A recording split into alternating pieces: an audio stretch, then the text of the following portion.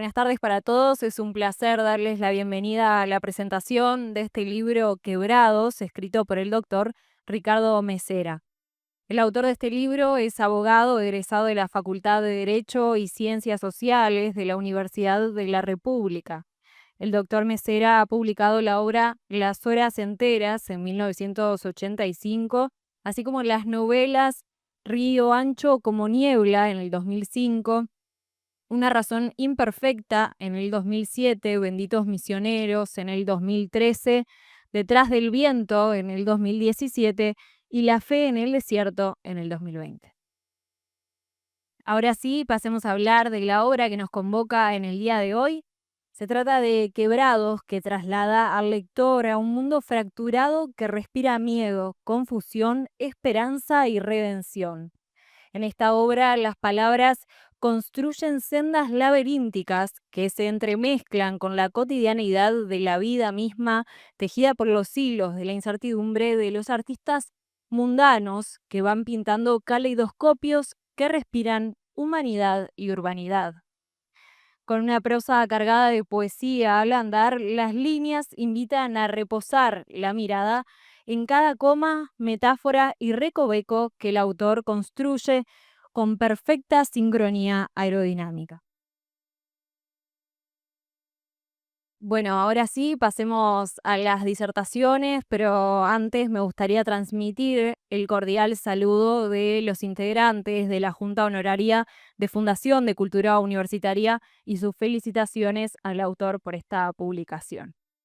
Y ahora sí, para comenzar, me honra darle la palabra a la magíster en Historia Social y Cultural, Escritura Creativa, Guión y Crítica Cinematográfica, Carla Dos Santos. Bienvenida. Ya estuvo. Bueno, buenas tardes para todos. Bueno, ya somos amigos, como dijo Ricardo. Tuve el placer de editar el libro aquí en Fundación. Yo trabajo como editora, así que bueno, estuvimos trabajando justamente en la edición de Quebrados, que sinceramente no hubo grandes cambios para hacerle porque la materia prima estaba muy bien. Así que bueno, nada. Eh, un placer estar acá, que me haya invitado. Así que nada, me gustaría hablar un poquito del libro, quizás de la parte más literaria, que es lo que me ocupa a mí. Creo que Quebrados, en primer lugar, es un gran mosaico de relatos que se interconectan, cuyos personajes enfrentan distintos tipos de fractura, de ahí obviamente el título del, del texto. Esas fracturas son personales, sociales, emocionales, ¿no? Depende de cuál de los protagonistas estemos hablando. Es interesante porque si bien el texto no tiene una línea rígida, el hilo conductor se ve perfectamente a lo largo de toda la narrativa, y esa red de historias, de alguna manera, nos muestran justamente esa condición de que los personajes están o quebrados por dentro o por fuera, ¿no? O por ambos lados, según cuál de ellos.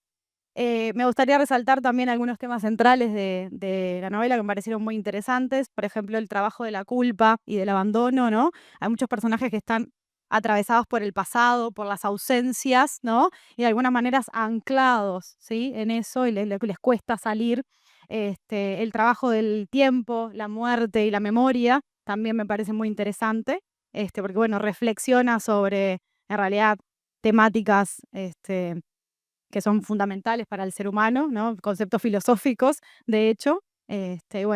También el trabajo de la dignidad y la dignidad en la marginidad que hay de estos distintos tipos de personajes. Y bueno, con un estilo, con una mirada muy aguda, y una prosa cuidada, profunda, a veces con un tono irónico, a veces con un tono más melancólico. Creo que bueno, que lleva el ritmo de la narrativa, entre un vaivén entre lo íntimo, lo público, lo existencial, lo político, ¿no?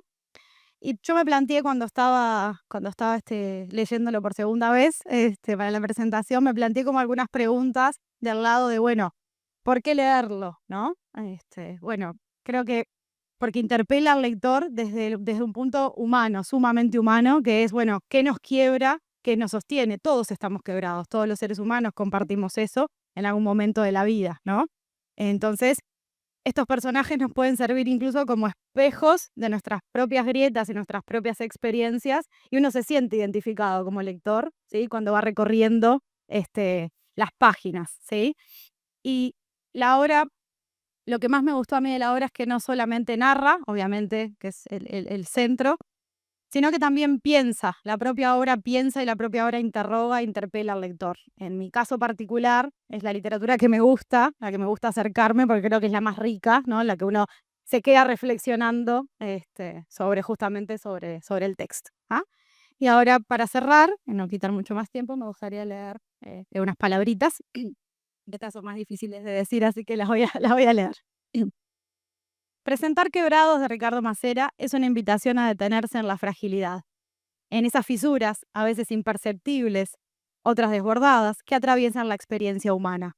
Este libro no se propone narrar una gran épica ni construir una trama única. Más bien, se arma como un tejido de relatos en los que los protagonistas, al margen o en el centro de lo cotidiano, cargan con alguna forma de quiebre, una herida, una ausencia, culpa, extravío. Los protagonistas, ya sea Mauricio, Martínez, Robles, entre los demás, parecen circular por una ciudad reconocible y fantasmática, Montevideo podríamos decir, ¿no? Con los bares, las oficinas públicas, las veredas, la burocracia. Pero el libro no se limita a representar un paisaje, sino que busca interrogarlo. ¿Qué hay detrás de los gestos mínimos? ¿Qué sostiene a quienes están en el borde? ¿Qué pasa con los que se quiebran y no vuelven a ser los mismos? Quebrados es una obra atravesada por una mirada humanista, filosófica y política. Mesera no pontifica, no da respuestas cerradas. En cambio, observa con lucidez a quienes han quedado fuera del relato dominante. Y los muestra sin idealización, pero con una dignidad entrañable. En su escritura convive la ironía, la ternura, el análisis social y un gran lirismo poético. La prosa es precisa y sensible. Se detiene en detalles aparentemente insignificantes y los vuelve símbolos de un mundo más amplio, de una forma de estar en él. Cada historia, a veces breve, en un umbral hacia una emoción profunda, a una verdad esquiva o a un recuerdo. Uno de los grandes aciertos del libro es mostrar que el quiebre no siempre implica derrota, que estar roto no es sinónimo de estar perdido, que incluso en la locura, en el silencio o en la propia muerte hay gestos de belleza, compasión y resistencia, y que esos gestos, por más mínimos que sean, son los que permiten seguir siendo humanos. No porque se haya, perdón, leer Quebrados es caminar junto a sus personajes, reconocer en sus grietas algo de las propias y salir distinto. No porque se haya aprendido una lección, sino porque algo se movió adentro. Como dice, como dice, la vida real no tiene caminos trazados y en ocasiones improvisar es inevitable. A veces hay que leer justamente para eso, para aprender a improvisar frente al abismo, para saber que estar quebrado no es el final, sino quizás el comienzo de otra forma de estar en el mundo. Quebrados no consuela, pero abraza, y en ese abrazo nos dice que incluso lo roto puede ser hermoso. Y para finalizar, elegí un pasaje, me parece, me gusta todo, pero bueno, me tenía que decantar por alguno. Y si fuera posible acercarse sin riesgo de contagio, y si cuanta menos distancia hubiera, más comprensión, y si el medio no fuera imprescindible, y si fuera una variación y no necesariamente una aberración, y si pudiera tocarlo sin guantelete, como habría dicho León Felipe, sin daño para su alma, y si, en definitiva, la cordura no fuera otra cosa que una rienda de cuero frágil, refragando tan solo por un tiempo la desmesura, y si la vida verdadera fuera un cuadro de polo con vértigos en lugar de cuadrículas, y si los lápices del escritorio se desordenaran. Muchas gracias, Carla. Es un honor ahora darle la palabra al doctor Bernardino Real, expresidente del Colegio de Abogados del Uruguay y del Consejo de Órdenes y Colegios de Abogados del Mercosur. Bueno, no sé, ahora qué digo. Bueno, empecemos con la parte formal, el honor que representa para mí. Yo estoy hablando también en nombre del doctor, me imagino. Que Ricardo haya creído que esta dupla de amigos dispone de méritos y actitudes suficientes para esta presentación. Sospecho que la amistad ha tenido mucho que ver en esto, y esto parece una especie de ratificación de confianza o una cuestión de ese tipo. Quiero que sepan que estando aquí presentando este libro disfruto mucho del momento de tener la oportunidad de expresar mi muy modesta opinión sobre el libro. Y también quiero que sepan, para tranquilidad, creo que lo dije lo mismo la otra vez, que voy a ser breve. Esta obra podría calificarse como una novela de ficción pura, resultado de la creatividad e imaginación del artista, puestas al servicio de ideas, un grupo de definiciones sobre algunas cuestiones relevantes, como la vida del hombre, los factores muchas veces casuales que inciden sobre ella, y su sentido último, entendido como un camino que conduce inexorablemente a la muerte, que recorremos todos a tientas día tras día. En ese periplo vital, el tema de los límites entre la razón y la locura se plantea, como decía nuestra compañera de mesa, en una cuestión central de la novela.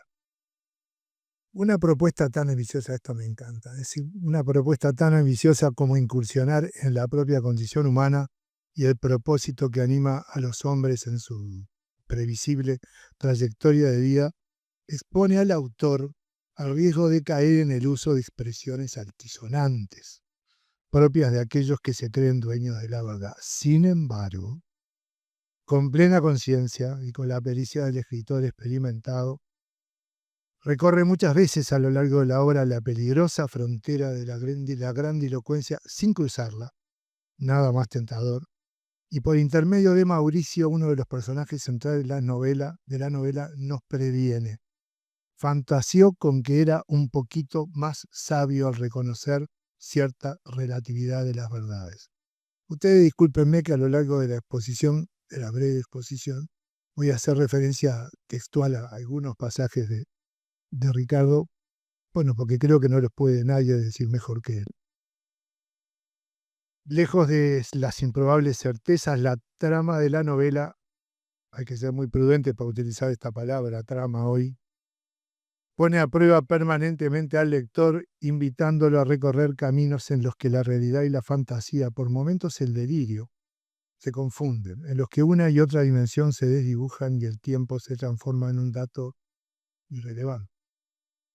La obra se presenta como con una escritura estructurada en cortos capítulos, ya lo sabe, que facilitan la lectura y la comprensión de las historias que se entrelazan una y otra vez y que fundamentalmente cumple un rol de que sella el compromiso que el lector asume frente a la obra. El relato acumula situaciones en las que nada está en su lugar y tal vez en ellas se encuentran sus mejores momentos. El autor recurre a múltiples referencias culturales en un esfuerzo por legitimar tanto desajuste.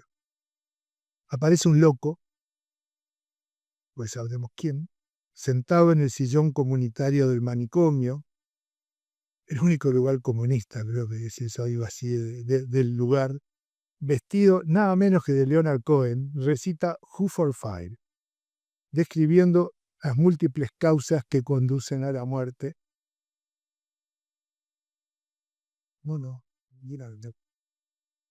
Y habla de los vivos que eligen día y forma de su muerte y de aquellos que no saben que están muertos. Y uno, leyendo, agradece el buen gusto de Ricardo, que deja a un lado la inextricable poesía de la aclamada Aleluya, contrariando el facilismo de cumplir con una elemental regla de marketing, que era utilizarla.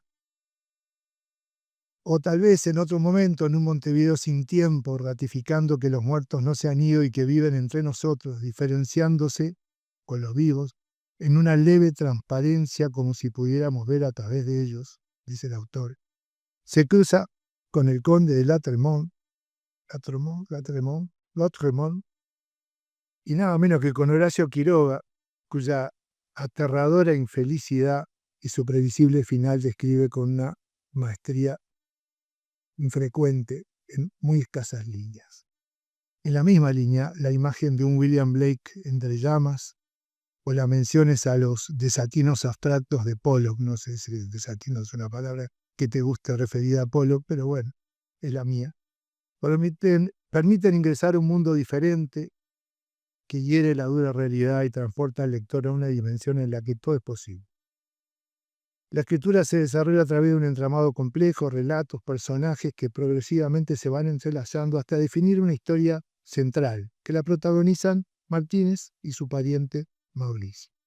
Los demás, Robles, el Vasco, Lalo, Diana, la propia Lucía, de diversa importancia en la trama, son personajes que Ricardo utiliza para acompañar el hilo de la historia, que aparecen en diversos momentos y con diferente influencia en su desarrollo. Todo funciona como un rompecabezas que poco a poco se va completando hasta que, aunque falten piezas por incorporar, todo lo que el autor quiso decir lo ha dicho y la historia llega a su fin. A través de una lógica casi hegeliana, tesis y antítesis, Martínez y Mauricio van definiendo su singular vinculación personal, esporádica, casi circunstancial, pero inesperadamente intensa, ellos también transformados en un instrumento del autor para expresar a través de diversos y sucesivos momentos de su vida su compleja visión de la peripecia humana. Martínez, ajeno desde joven a la vida común de sus contemporáneos, transgresor por antonomasia de las convenciones de su tiempo, se va alejando de la realidad e incursionando en experiencias vitales que lo conducen a la locura. Esa especie de sabiduría ancestral, ese estado extraño a la realidad que lo conduce paso a paso a una muerte improbable, cuando la mujer de los martes le explicó lo necesario, dice Ricardo.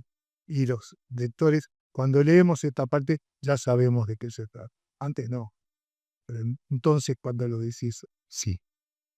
Mauricio es, en cambio, un hombre resignado a una vida gris y solitaria, oficinista ordenado hasta la exasperación y artesano minucioso de prototipos de modelos de aviones antiguos. El autor va tejiendo la vida de ambos a partir de una relación parental y un encuentro iniciático que con el final de la vida de Martínez adquiere un sentido propio, simbolizado en ese reloj sin agujas que Mauricio encuentra en su casa y que Martínez le había regalado tiempo atrás, diciéndole: lo realmente importante no se puede medir. Y esto pasa a ser uno de los conceptos importantes de la novela, creo.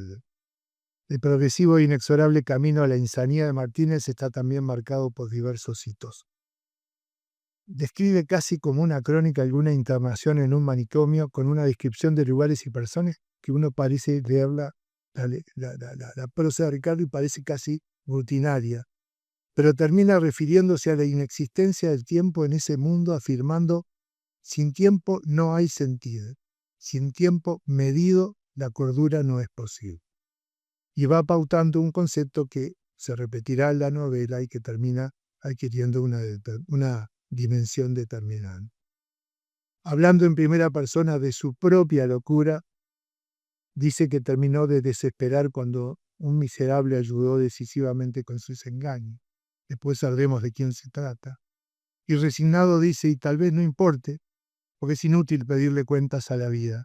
Flaco de paz y de cuerpo, canté humillado en muchas esquinas y caminé de una ciudad a la otra y vi figuras casi transparentes que me esquivaban por la cara.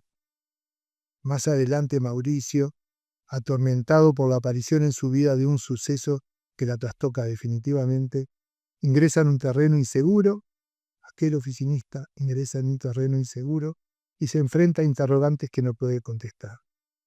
Define, o tal vez justifica, la locura de Martínez por contraposición a la cordura. Y ahí podría leer de vuelta, pero exactamente el mismo párrafo que ya refirió, y en donde solo voy a decir un pedacito es: y si en definitiva la cordura no fuera otra cosa, una rienda de cuero frágil, refrendado tan solo por un tiempo, refrendando tan solo por un tiempo la desmesura. A mí me parece una joyita. Este hombre, previsible, encerrado en su mundo de seguridades, da paso a alguien cargado de preguntas sin respuesta. Más tarde en el epílogo se pregunta si todos estábamos rotos. La vida, tal como la había extendido hasta entonces, se había roto en 1000 pedazos. Y Lucía, personaje secundario, habla de la soledad, reiterando la referencia de Cohen como una causa posible de la locura y de la muerte. Y dice una frase inolvidable que me parece vale la pena repetir. Un domingo se hace larguísimo, como caminar por una azotea gris, larga y ancha, sin límites, y siempre hay cornisas. Hay que evitar las cornisas. Los domingos están llenos de cornisas. Completando el cuadro, el vasco, otro personaje, le cuenta a Mauricio que Martínez parecía casi un ángel, y uno de a poco va entendiendo. Y luego, describiendo a la mujer que se encontraba con Martínez los martes, le dice: si se la cruza por ahí la va a reconocer, y la describe, pero dice al final: y por los ojos no le quedarán dudas. Lalo, el cuidacoches, le dice que Martínez andaba por el barrio caminando solo y hablando bajito. Entretanto, casi sin darse cuenta, el lector descubre que la miscelánea de escenas sin anclaje aparente con la realidad va dando paso al relato de hechos que aquellas llenan de sentido. Martínez va a la casa del viejo por un reclamo. El viejo, cansado, probablemente asustado, encomienda a Robles una ímproba tarea. Este comienza una búsqueda imposible de un desconocido. Mauricio visita la casa de Martínez y descubre una especie de diario. Su autor lo describe como apenas pisadas a lo largo de un viaje pedregoso. Sin embargo, recae en cierto grado de humanidad convencional, si se quiere, diciendo: tengo la fantasía de que alguien me recuerde. No es el único. Su texto, una somera y densa relación de vicisitudes entre la que releva la circunstancia de haber encontrado las 4 preguntas más importantes para las que aún no tiene respuesta. El autor se ocupa en el final de dar cuenta del origen de esas preguntas. Y dice: las preguntas no tienen dueño, las maravillas tampoco. Y Martínez aporta un nuevo concepto central a la historia: la soledad piadosa entre los enajenados es mucho más fuerte que la calma engañosa entre los que se consideran cuerdos. Encaminada hacia un final de pura orquesta, la escritura discurre plena de nuevas referencias culturales, muy disfrutada. La desordenada disquería, el encargado sabe que Piazzolla compartiría estante con B.B. King, pero no con los chachaleros. No estoy muy de acuerdo con eso. El relato de Lalo, el cuidacoches, sobre la presencia de Mateo en el bar, y su referencia a Aníbal Falco como lo mejor que le pasó al Uruguay. El regalo del viejo de un ejemplar de Lord Jim de Conrad a un ingenuo ignorante Robles, y los esfuerzos que éste hace para esconder su analfabetismo y tratar de desentrañar las páginas del escritor inglés tan admirado por Borges, ¿no? Todas ellas en línea con una previa mención nada menos que a la maga y Horacio, personaje de la inolvidable Rayuela, que conduce al autor a reflexionar. Es ardua la cuestión de cuán originales somos después de los libros y el cine. ¿Somos ya únicos? Los libros nos guionizan, al menos en parte, y nos modelan hasta que compartimos una suerte de ADN psicológico con los congéneres lectores. El encuentro augural con Lalo en el bar, ya en las páginas finales, incluye a Martínez como los suyos, los quebrados, los desposeídos. Mauricio, avergonzado, no entiende de lo que habla y Lalo le dice: es que claro, usted no puede entender, usted nunca vivió en la calle. La historia se completa con el encuentro de Martínez ante la puerta del peregrino, con la mujer de los martes, pues dice: cuando vi esos ojos de infinita ternura, sentí que lo más arduo del viaje había terminado. En el epílogo, como en sus libros anteriores, Ricardo deja espacio a la esperanza. Refiriéndose a Mauricio, dice: entendió que tal vez los vagabundos del alma pueden rozar ocasionalmente la felicidad, igual que todos nosotros. El libro de Ricardo nos exige una constante atención para percibir, lo he dicho muchas veces, la sutileza y la belleza subyugante de su forma, pero también nos pone en guardia en razón de la profunda seriedad de su contenido, la incidencia de un poder incierto y ajeno que puede determinar la vida de los hombres tantos como la mera casualidad o podríamos decir la ineludible fuerza del destino, la convivencia de distintas dimensiones en la vida de los hombres que predispone sus propias vidas, los difusos límites de la locura o la inexorable presencia del mal. La prosa del autor se disfruta, proporciona al lector esa forma de placer que termina por generar disgusto cuando uno advierte que quedan pocas páginas para terminar el libro. Jorge decía que no llegamos a ser quienes somos por lo que escribimos, sino por lo que leemos. En una reciente newsletter que leí, de búsqueda, la destacada periodista Silvana Tanzi dice: creo sospechar que más que el saber que un libro deja como sedimento, lo que nos hace mejores, si es que un libro nos hace mejores, es el esfuerzo de la lectura, el esfuerzo de la mente y el corazón por apropiarse de lo que el libro puede ofrecer. Ese esfuerzo es el que nos mejora, y no el habernos apropiado de los conocimientos que el libro ofrece. La prosa cuidada y profunda del autor nos impone ese esfuerzo, y el resultado será, ojalá, que seremos mejores. Muchas gracias. Es un placer introducir al doctor Diego Pescadere, expresidente del Colegio de Abogados del Uruguay. Bienvenido. Buenas noches para todos. Es un enorme gusto estar acá en la Fundación de Cultura Universitaria presentando un libro.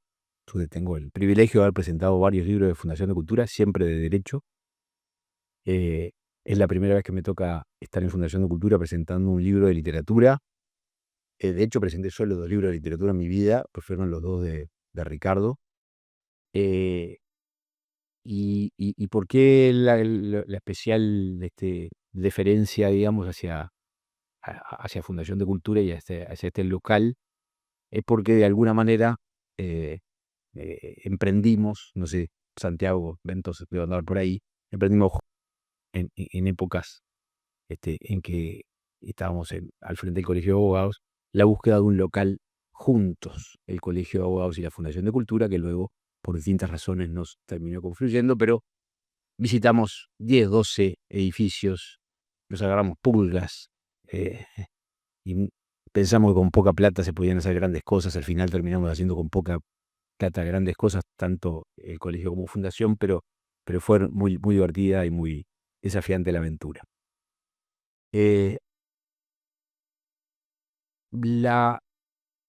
Lo que deberíamos plantearnos, o por lo menos yo me he planteado, de que Ricardo nos pidió a Berno y a mí que presentáramos el libro, es ¿por qué? ¿Por qué nosotros presentáramos?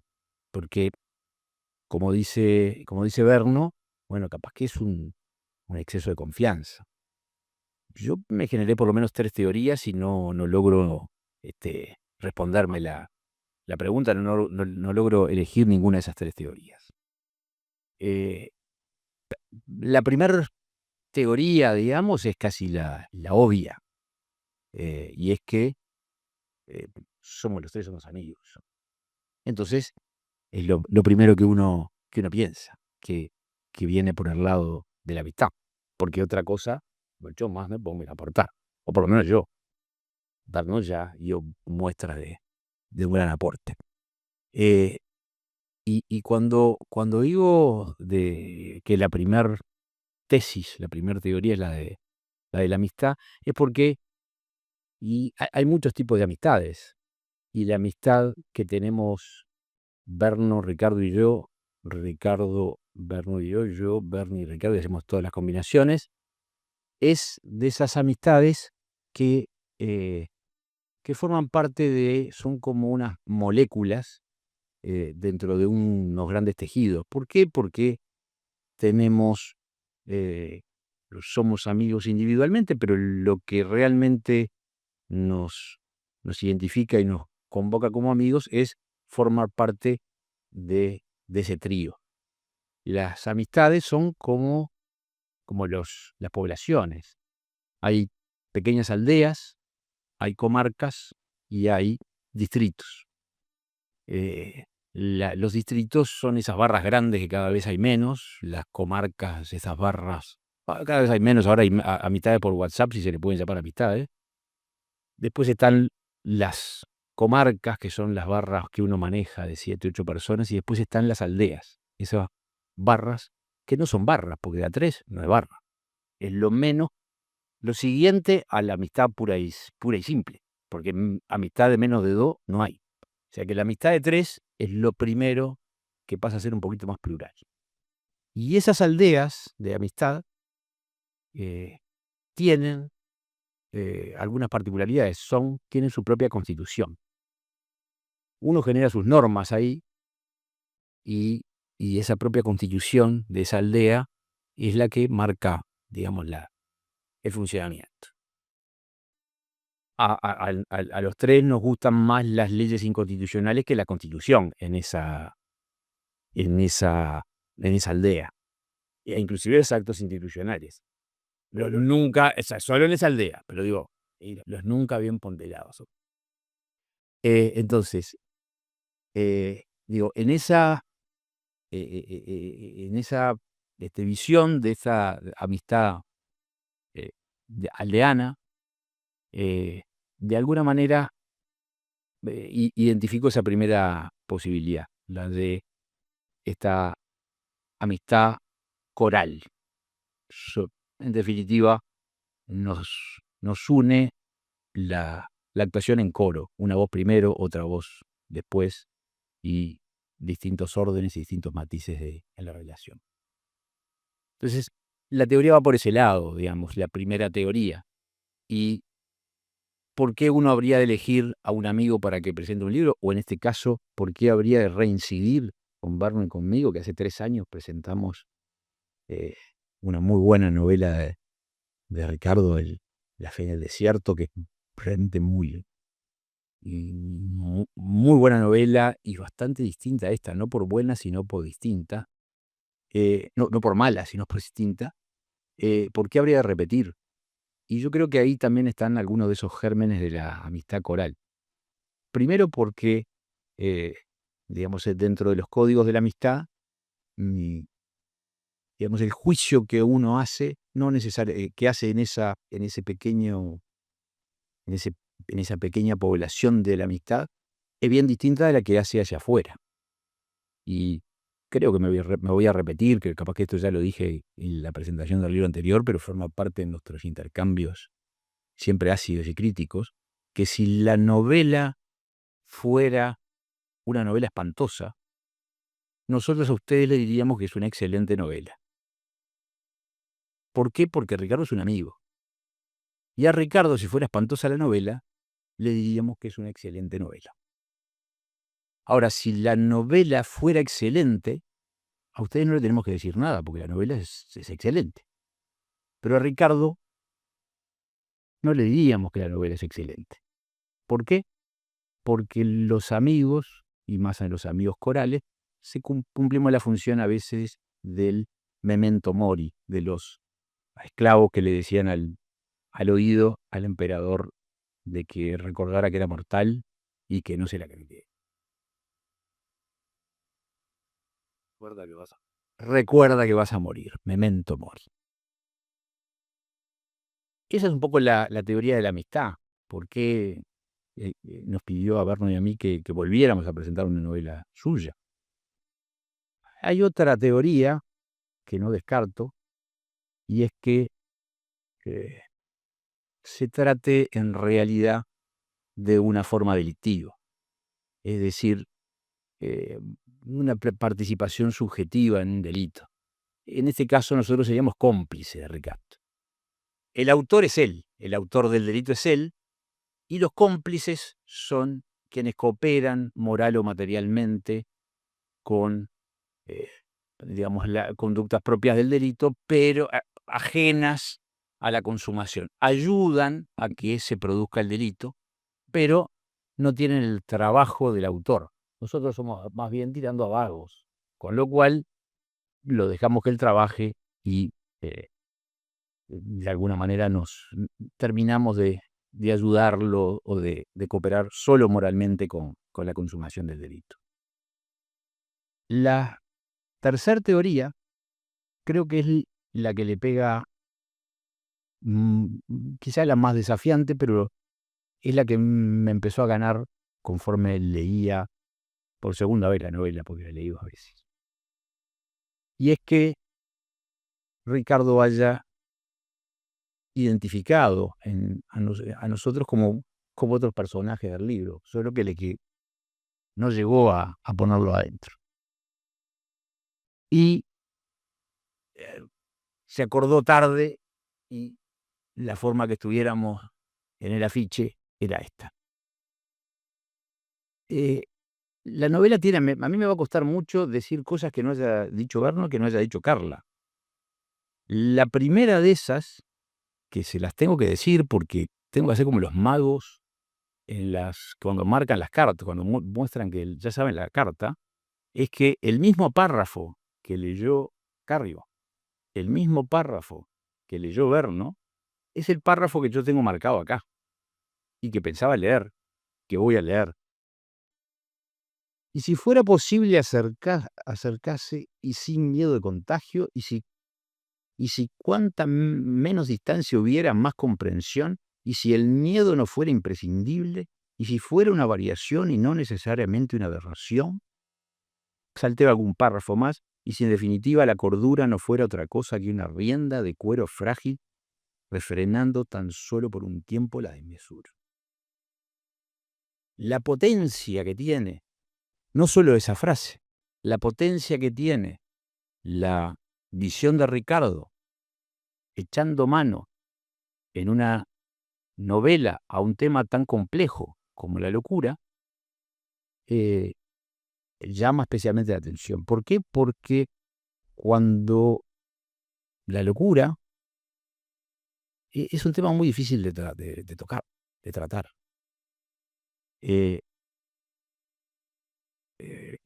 Y si es difícil de tratar siempre, y uno se imagina que debe ser difícil de tratarlo en una novela de 500 páginas, cuánto más difícil es y cuánto más arte se necesita para tratarlo en una novela breve, en una novela también coral, como nuestra amistad a la que hacía referencia.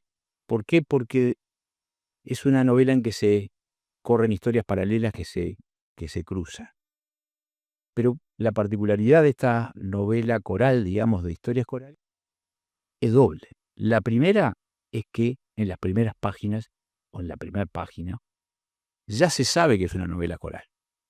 Ya el autor nos dice, estos son historias paralelas, ya nos dice quiénes son en 4 pinceladas los personajes, ya nos dice no quién es quién, pero cuáles son algunos de los roles o del el final de la peripecia, con lo cual el recurso fácil de la novela coral, fácil digo yo que no escribí nunca una novela, ¿no? Pero digo, el recurso de que historias separadas confluyan al final y uno se las tome de sorpresa, bueno, todo eso está anticipado porque también se dice de antemano que las historias son inconexas o no, o fueron siempre una cosa sola.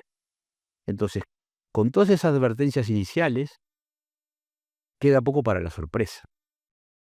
Queda poco para que las historias corales lleguen a enganchar al autor, al lector. Pero Ricardo lo logra, como dijo Berno, con unos párrafos muy pequeños, con unos capítulos a veces también muy breves, con una precisión absoluta de la prosa y del lenguaje, cosa que es común en todas sus novelas, pero que en esta especialmente logra hacerlo con una precisión magistral, porque es una novela coral que se arma y se desarma en una baldosa, porque es una novela muy pequeña, ya digo, con capítulos además muy pequeños, que le permiten armar y desarmar esa historia y conducirnos por ese camino de la reflexión, nada menos que de la locura. Donde también nos coloca, y por eso digo que quizás seamos personajes que llegamos tarde a la imprenta, en que, como dijo Carla al principio, la novela plantea, y yo discrepo un poco con que el loco era Martí. Yo creo que todos los personajes, en definitiva, más allá de sus roturas de otras cosas, todos los personajes muestran una veta de locura porque todos tenemos una veta de locura.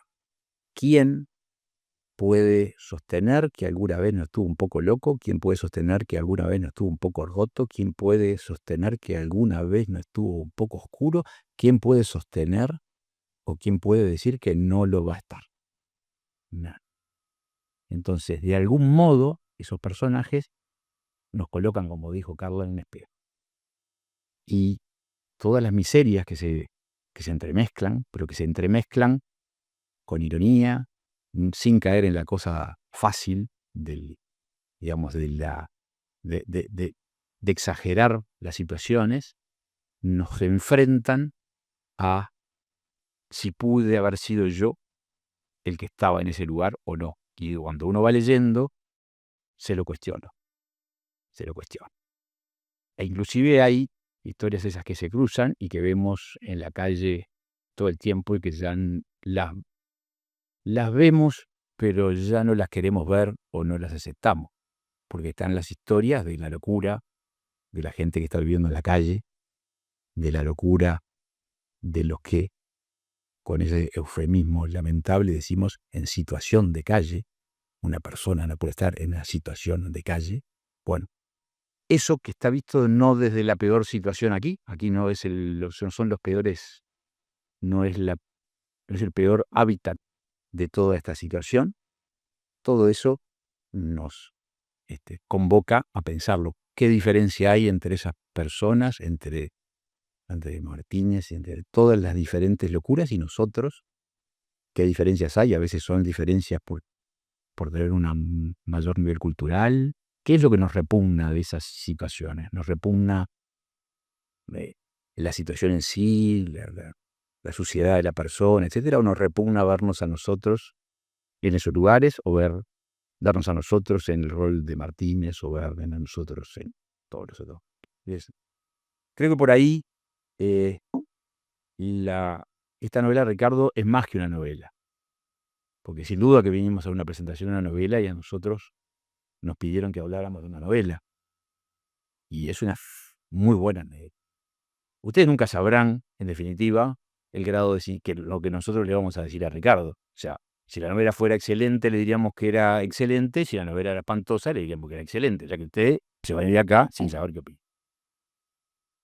Después, en privado, vamos a ajustar cuentos. Pero les decía que, digamos, en esta novela que es excelente, que es muy buena, es más que una novela. Es más que una novela, y también lo han dicho Carla y Berno. Me cuesta un poco encontrar cosas distintas de las que han dicho, pero cuando uno coincide tanto es porque es lo plurisubjetivo, ¿no? Tantas veces las personas coinciden en lo mismo, y yo digo, lo del párrafo subrayado no era un truco de magia, porque soy incapaz de hacer cualquiera de esas cosas por mi torpeza. Pero es más que una novela porque, como bien se dijo, Ricardo va haciendo una crónica de la sociedad, y una crónica, primero con su sentido del humor, sarcástico, sutil, con la inteligencia. A mí siempre me llamó la atención esa... y acá, bueno, tenemos algunos escritores más, abogados escritores además. El desafío entre la búsqueda de lo bello y la búsqueda de lo preciso en la literatura. Es decir, cuando uno tiene que elegir una palabra y va por la palabra bella para que suene lindo, para que genere un perfume, y por otro lado, para que se diga algo que signifique, que suene, que quede en la cabeza funcionando. Y esta novela, toda la novela de Ricardo, pero esta novela especialmente, tiene ese nivel de precisión que va haciendo que corra una novela por un lado, pero que haya una crónica de la sociedad, y una crónica vista desde la sociedad hacia estos descastados, estos rotos, estos quebrados, una visión de los quebrados hacia la sociedad y hacia los otros personajes, pero no vistos ya como personajes, sino como cronistas. Hay un gran cronista que es a veces Ricardo, que reflexiona, Ricardo, que es el el autor, el novelista, reflexionando, y a veces son los personajes que reflexionan o acerca, se colocan en un rol más filosófico pensando en los otros personajes o pensando en la sociedad. Es realmente muy, muy, muy inteligente el planteo. No sé, la inteligencia artificial hace maravillas ahora, ¿no? Pero es muy inteligente el planteo, y la prosa de Ricardo, ya digo, ese desafío entre lo bello y lo preciso y la palabra adecuada, que son palabras, tiene un especial, como dicen los españoles respecto de los toreros, Ricardo tiene arte.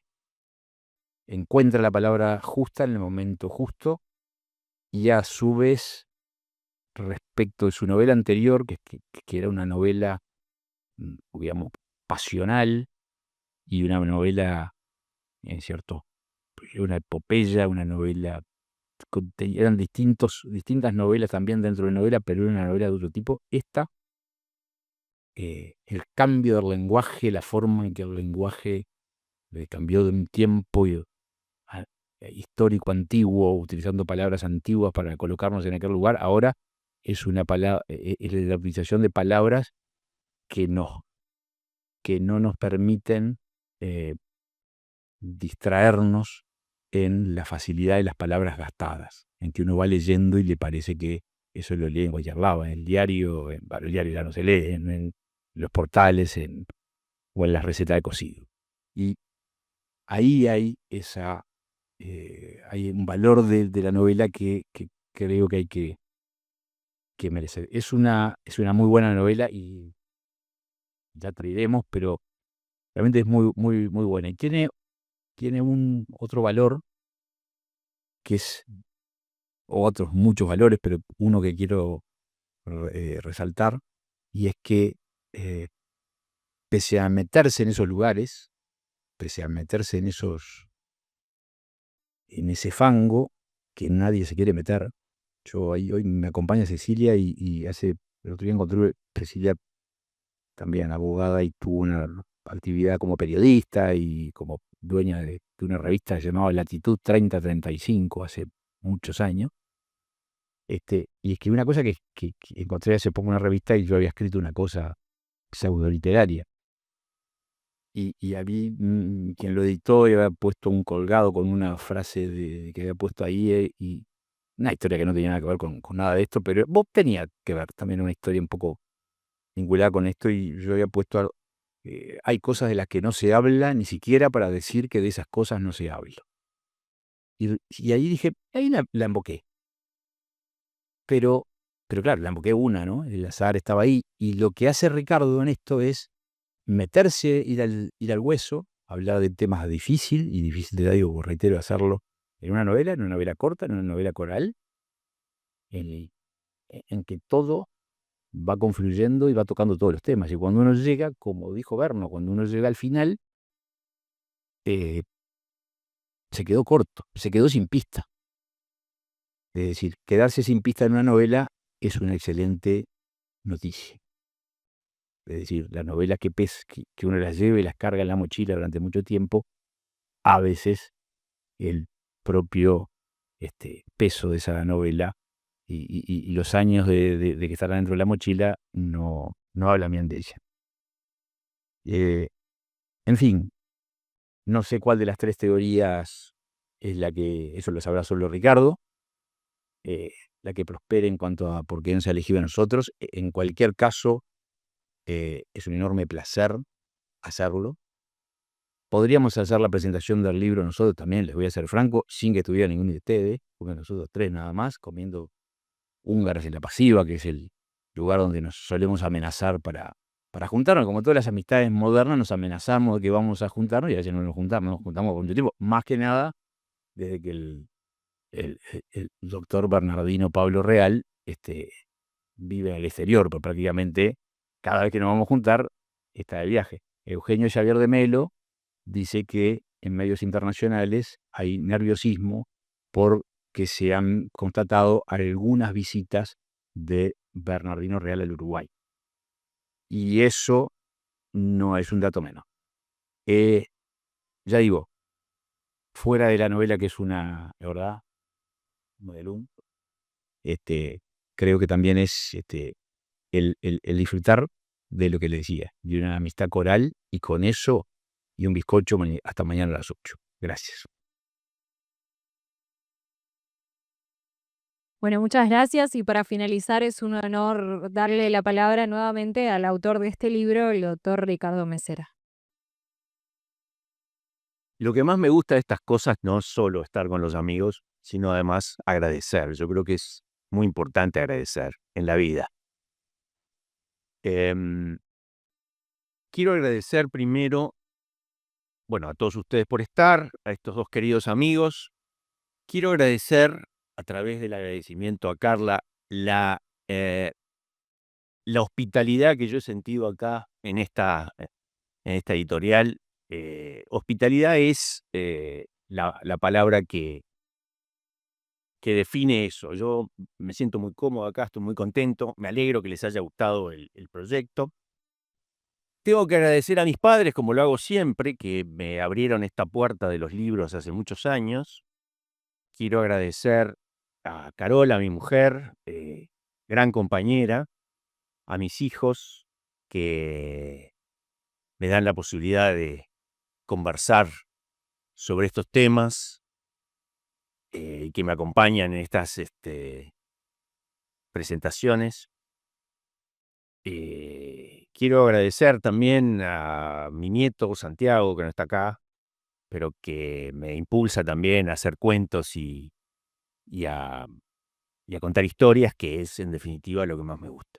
Yo creo que le pegaron el clavo los tres, mis tres compañeros de mesa. Yo creo que nos levantamos de mañana, vemos que la ley de la gravedad sigue funcionando, que existen las matemáticas y son las mismas que conocimos en el liceo. Salimos y las veredas están más o menos horizontales, hasta que en algún momento tropezamos y ya la ley de la gravedad puede no existir, o ya los afectos no son los que estaban, o ya las veredas son mucho más difíciles de recorrer. Esa es la fragilidad que a mí me impacta de la vida. Eso de que en un segundo todas esas certezas, o muchas de esas certezas que son esenciales para la vida, desaparezcan. Las recuperaremos. Y capaz que la ley de la gravedad es un poquito distinta cuando superemos el tropezón, y capaz que la aritmética, en fin, ya no es tan amable, pero sigue existiendo. Pero esos tropezones pueden cambiar una vida en un segundo. Esa es la fragilidad. Lo que vieron en el libro es lo que me interesaba. Me costó, este libro me costó, me ayudaron mucho Mariana Zavala y Daniela Martínez Blanco, que me ayudaron a resolver algunos aspectos de la anécdota que estaban rengos. Espero que se hayan resuelto. Y bueno, nada más, no los retenemos más. Muchísimas gracias por venir, y gracias de vuelta a mi mejor amiga, mi mejor nueva amiga, y estos queridos amigos que tenemos acá. Gracias.